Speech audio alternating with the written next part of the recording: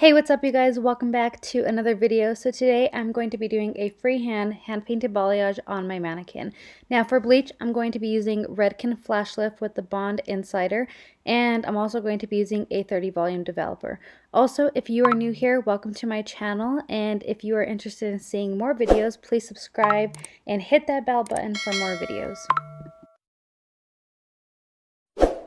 So for developer, I'm going to be using a 30 volume today. Now the cool thing about the Redken Flash Lift is it has already the bonder inside, almost like Olaplex, so you don't have to put anything in there. It's already in the bleach. Now also the reason why I'm using a 30 is because whenever I feel like I hand paint a balayage, I feel like I never get that great of a lift. I could go in with a 20 volume and maybe only lift 3 or 4 levels.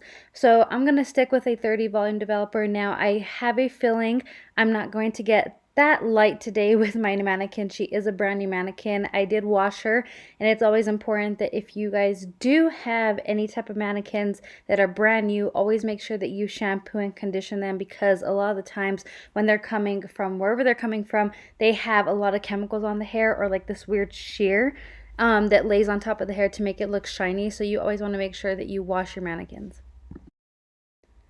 Also, another tip for whenever you are doing a hand painted balayage is making sure that the bleach is at a good consistency. I know whenever I do a hand painted balayage, I always like my bleach to be a little more thicker, so when I tip over the bowl, it doesn't come out. It's not runny, but yet it's not too thick.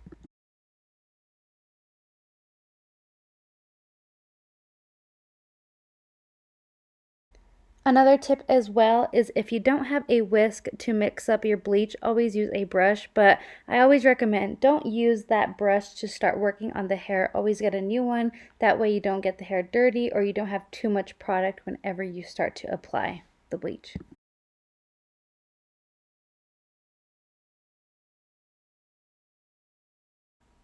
So starting off, I am going to usually go off of the natural part. Now, if this is a normal client, I would see on where her natural part lays, and if you don't know where that is, you could always just push the hair back and let it fall, and whatever place it falls to, that's where you know the natural part is.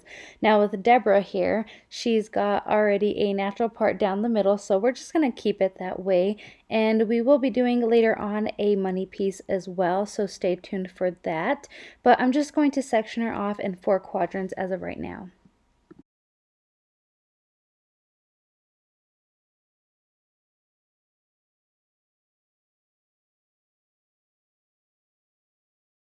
So starting off in the back, I am going to be hand painting. I'm going to be taking slices, and I'm also going to back comb. Now I'm just going to show you, this is one option that you can do. If you feel like you're not comfortable yet with blending, you could always back comb to give yourself an extra cushion.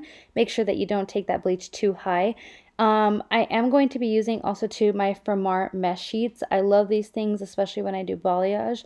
If you're trying to get somebody a little bit more lighter, I would probably recommend to use foil, but the mesh sheets from Fermar work really good as well.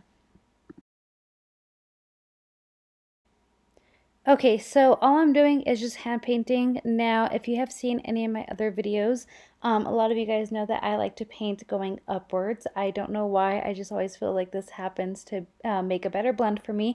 Now, when you're hand painting, of course, it's important to focus on the top, but always make sure that you are lifting up that hair and getting whatever is underneath on the bottom to create that blend. There's a lot of the times where the blend will look good, but then once you go and rinse it out and start to blow dry, you'll start to see that there's going to be some splotchy patches underneath the hair. So always make sure that you're blending underneath as well. Now with these mesh sheets, I always like to go back in and add a little bit of bleach if I feel that it is needed.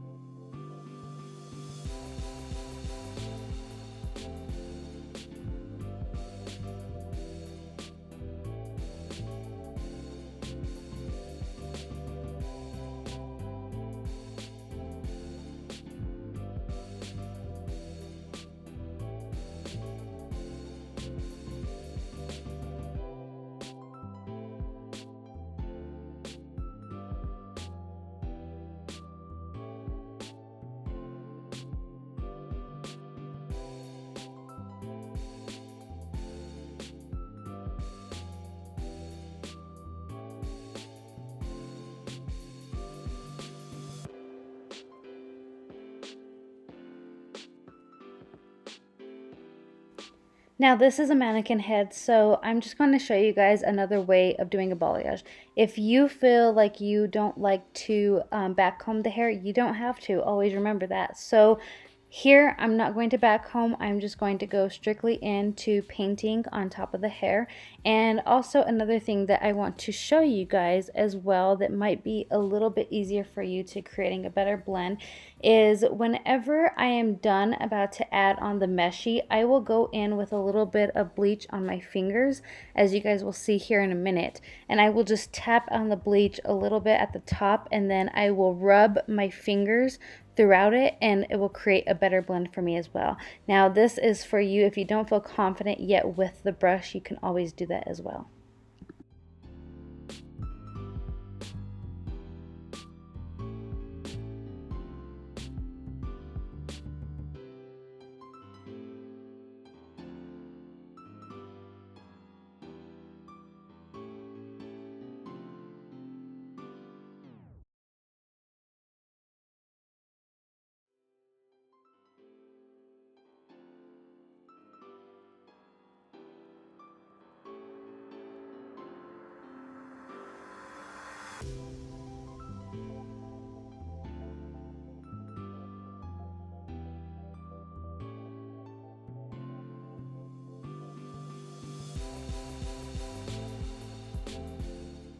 Now I am speeding up this process just a little bit, that way you guys could see fully on what I'm doing. So right when I get near to the top of the head, I'm actually going to start weaving out some pieces and putting it on the mesh sheet like I would a foil.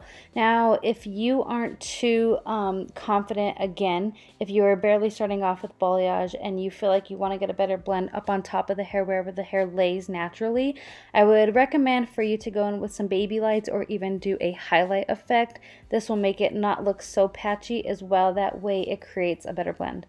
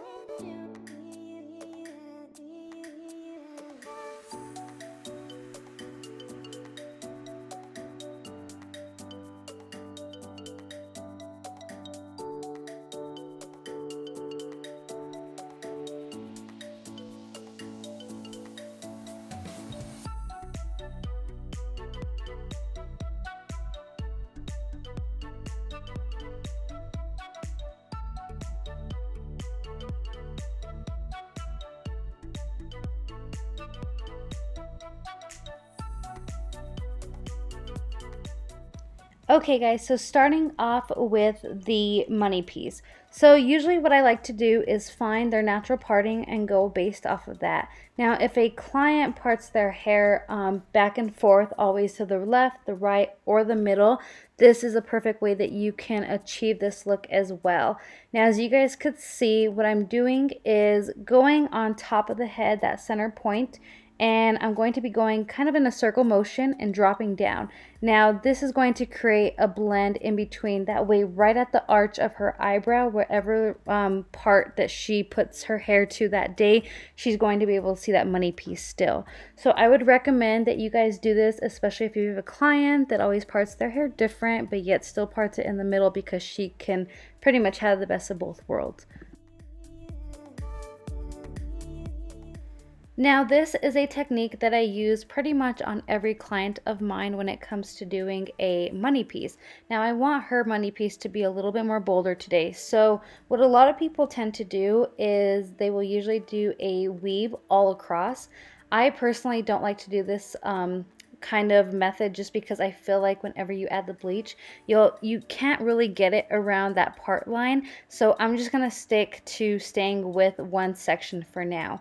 So what I'm going to be doing is taking a weave at first, making sure that I get it on the hairline, taking another weave, and then I'm going to do a slice, and then last a weave. Now the reason why I like to do this on that last weave part is because I feel like you want a nice transition from the rest of the hair to the money piece. You don't want to see this break and have it be like completely blonde and then dark. I always like to have a nice transition of making it a blend. Also, after this money piece, I am going to finish up the rest of the balayage, and just the same way that I was doing it when I was starting off in the front, I'm going to continue to work my way all the way up to the top, doing the same thing of hand painting.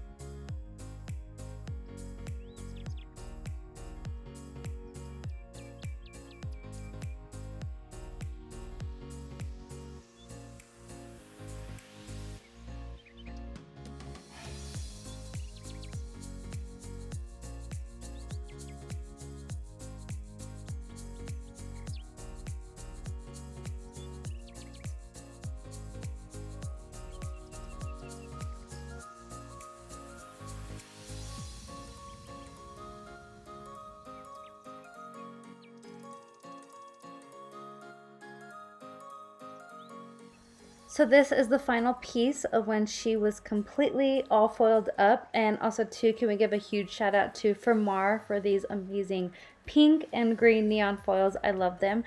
So I rinsed Deborah and this is how she lifted. Now I wasn't too happy about the lift, I'm gonna be honest with you guys, but hey, this is what happens when you do hair, right? So with Deborah, I wish I could have gotten her lighter, but oh well. What I am going to do is I sectioned off her money piece because I'm trying to get that piece a little bit more lighter. So I'm going to go back in with bleach and try to lift her a little bit more. And for the rest of the hair, I am now toning her. So I'm using Redken Shades EQ 6NA and 7NA. Now I like the NA series because Redken Shades EQ NA always carries more of a violet and blue base. It has no ash in there. Even though it's considered an ash color, it has no green. So you're going to get a lot of blue and violet pigment to cancel out any type of orange or yellow. So I'm just going to apply this to all of the hair and I'm going to leave out that money piece. Then I'm going to go back in with some bleach and try to lift her a little bit more lighter, and then I will tone that money piece.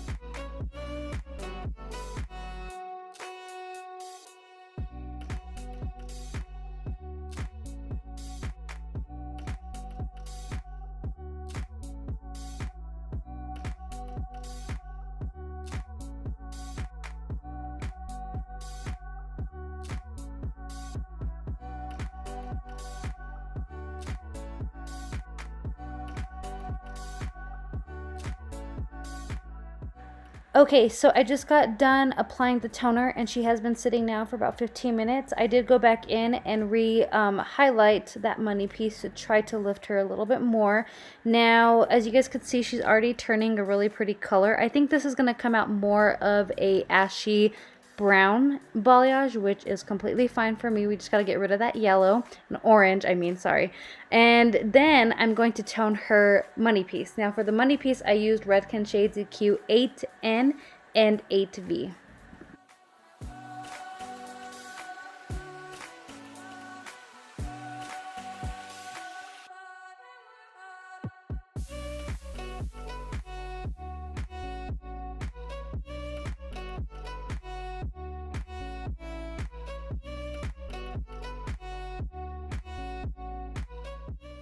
So this is the final result. I actually really like the way that this came out. She's got that bright pop, especially around her money piece that's more bold. And she lifted a little bit more than the rest of her hair, so I was super happy about that. But this is a perfect ashy brown balayage. You could even consider this a mushroom brown as well. But I hope that you enjoyed this video, and I know that you guys wanted to see more of a hand-painted balayage. So I wanted to give this out to you guys because I don't rarely do that. I do a lot of foilage with foil and highlighting. But I hope that you guys enjoy. Don't forget to subscribe and also comment and like this video, and I will talk to you guys soon.